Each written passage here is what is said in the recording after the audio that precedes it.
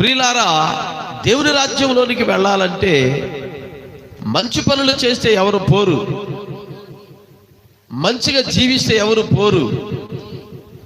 మంచిగా ప్రవర్తించినంత మాత్రాన ఇక్కడ మంచోడివి, మంచిదానివి అని నలుగురు అనిపించుకోవచ్చు. నీకు ఒక ట్యాగ్, నీకు బోర్డు తగిలిస్తారు, ఈ అబ్బాయి మంచి అబ్బాయి అని, లేక మంచి అమ్మాయి అని.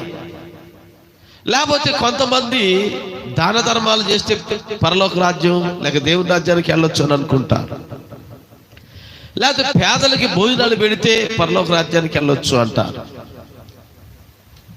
లేకపోతే వస్త్రదానాలు చేస్తే వెళ్ళొచ్చు అంటారు. ఇలాగ దానాలలో అనేక రకాలైన దానాలు ఉన్నాయి. ఈ దానాలలో హల్లెలూయా, నీవు నీ యొక్క అవయవాలను దానం చేసిన పరలోక రాజ్యానికి అయితే పోవు.